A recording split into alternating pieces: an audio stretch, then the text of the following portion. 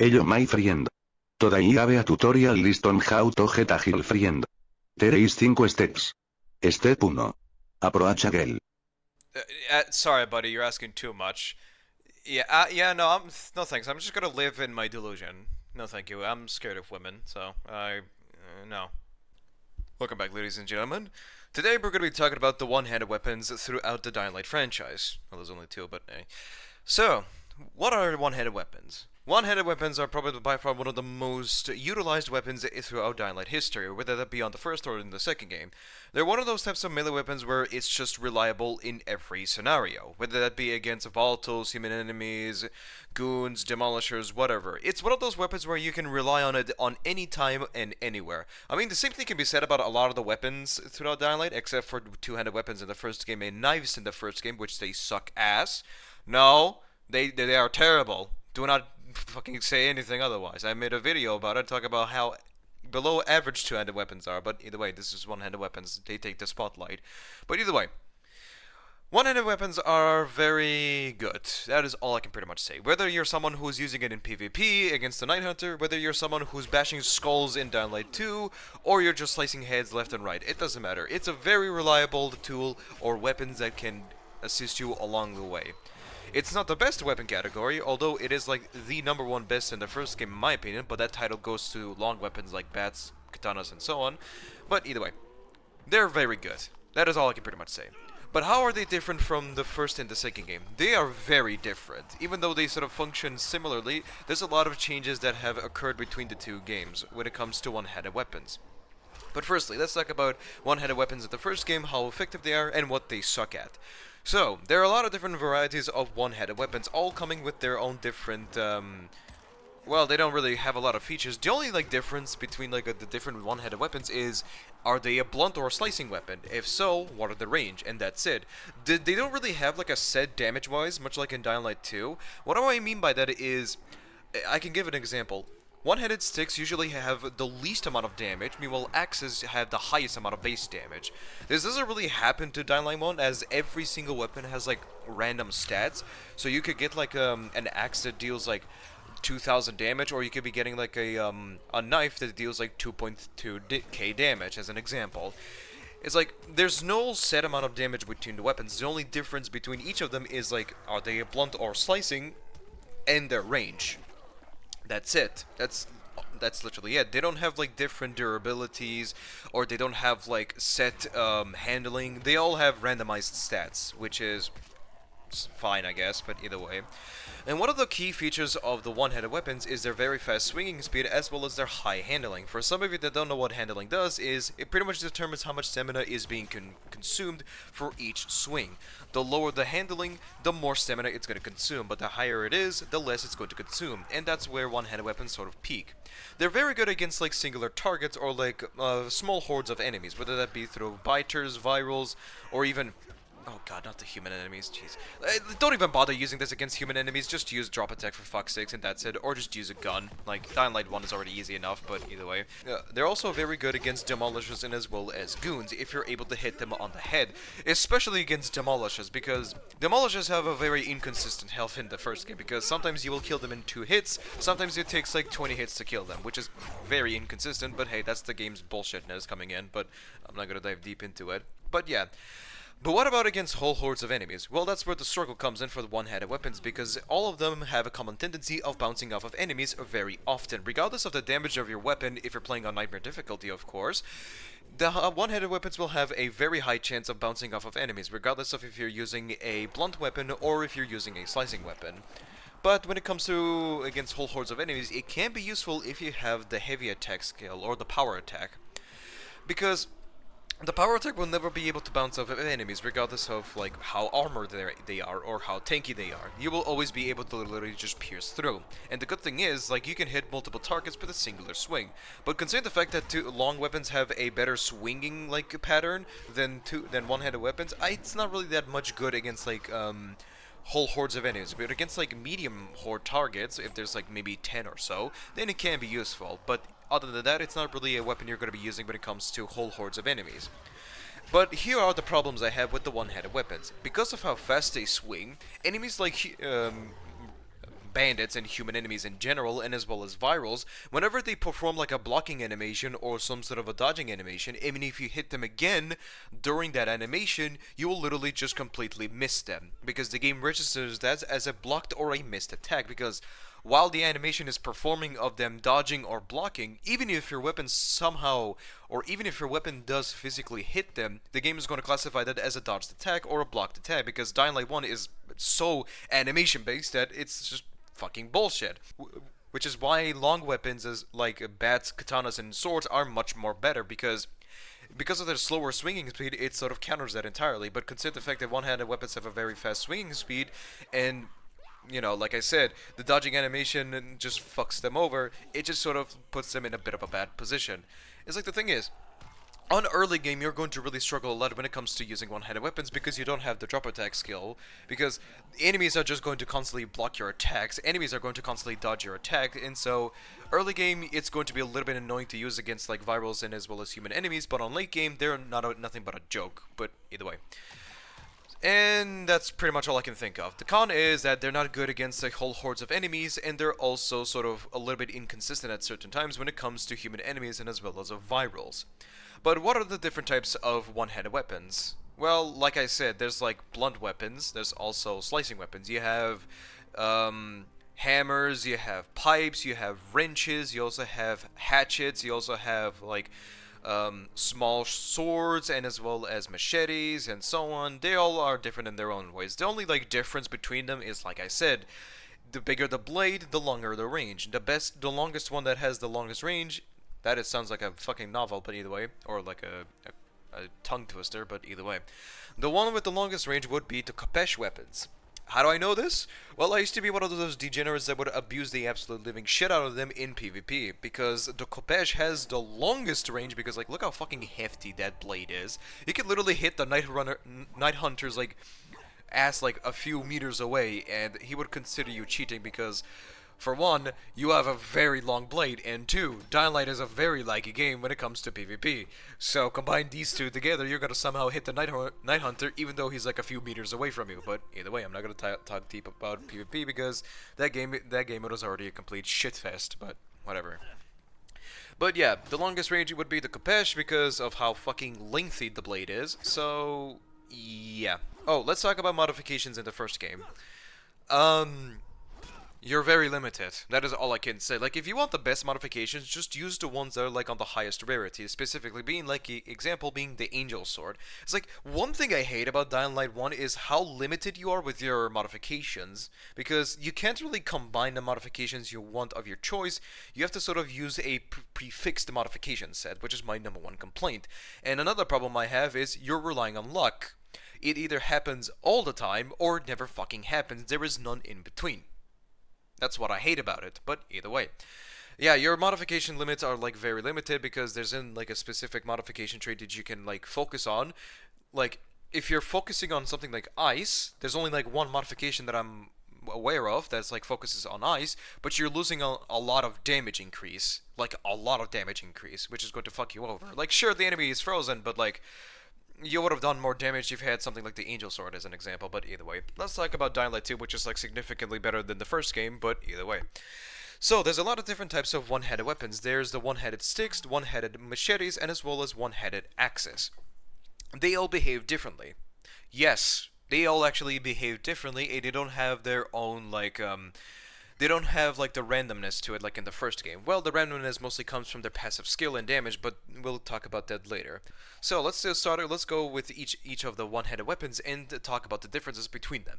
One-handed sticks usually have the least amount of base damage value compared to the others. They also have the second fastest swinging. They swing faster than axes, but they swing slower than machetes. But this makes it up for being a blunt weapon, which basically means that you are able to stagger or stun enemies a lot more easily, giving you enough time to either execute them or use them for comboing, whether that be through vault kick or using them as a double jump, whatever.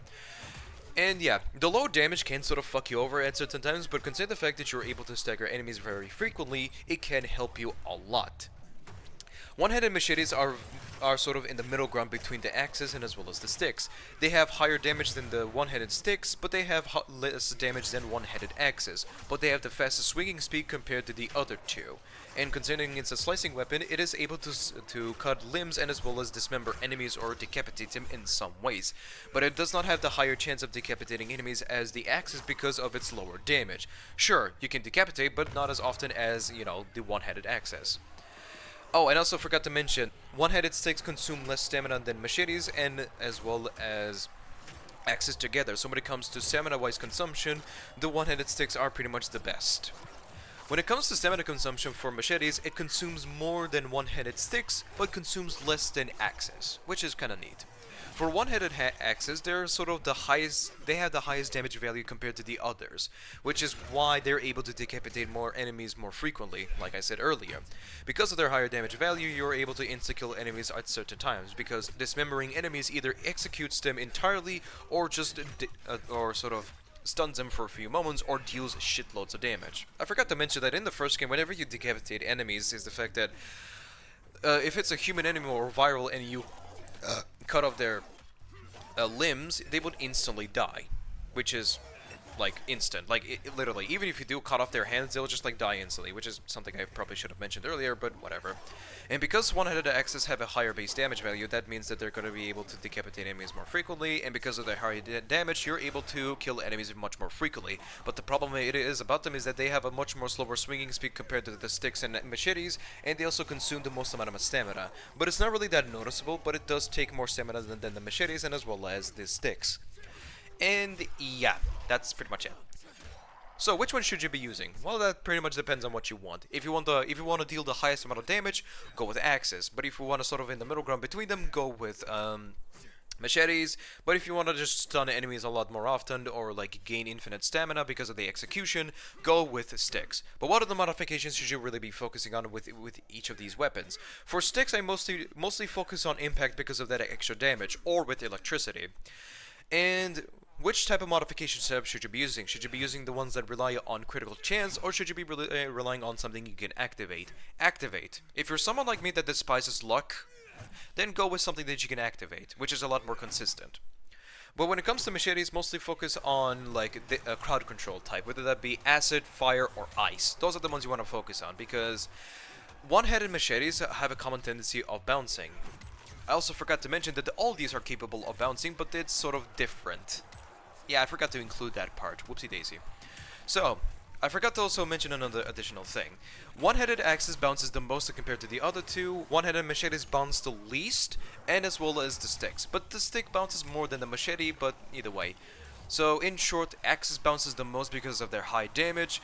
Machetes bounce the least, or the second least, and the sticks bounce a lot less often than the other two. So, yeah. But again, it's a little bit inconsistent, as sometimes the machete bounces more often, sometimes the sticks doesn't bounce much, sometimes it does bounce a lot. It's a bit inconsistent, but hey, it should know that. But know that the axis bounces the most, and as well as machetes bounce the least, and as well as the stick, sometimes. But either way, back to the modifications.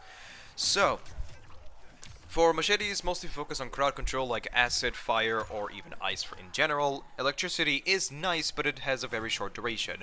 For axes, focus on electricity or impact because of its high damage. So, what are they good at? Well, axes are pretty good at boss enemies like virals. Well, not virals. Axes are very good against like bigger enemies like volatiles, goons, and demolishers because of its high damage. Machetes are mostly good against like medium-sized targets, whether that be through banshees, charges, and as well as maybe even volatiles. And sticks are mostly good against like human enemies because of its capability of staggering them and allowing you to execute them. And considering the fact that you can literally use skills that are better in the first game, like ground pound and as well as windmill, you can even use this against whole hordes of enemies. And the thing is, it's even against like bigger enemies, it is still very effective.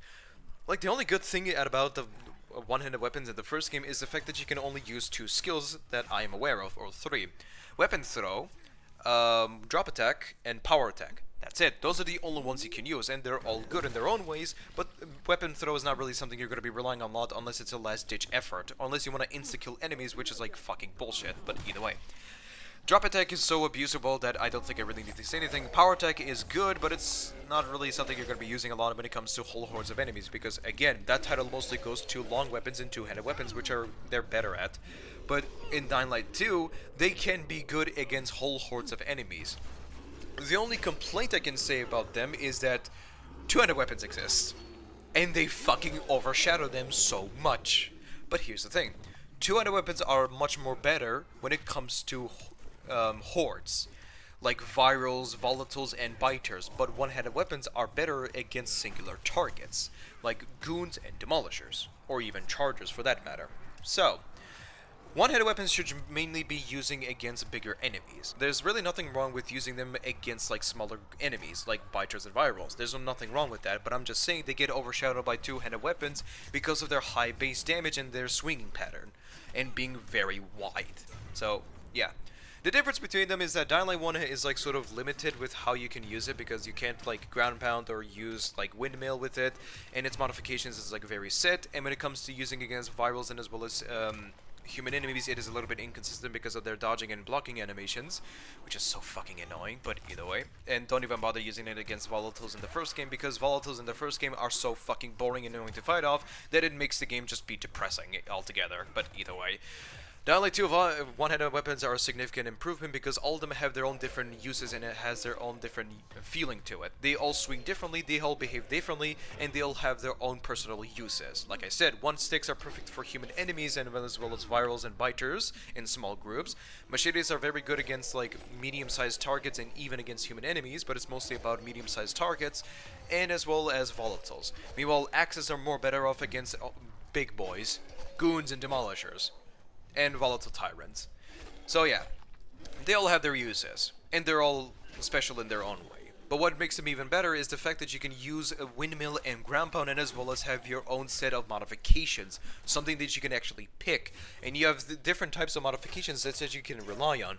You can go crit with the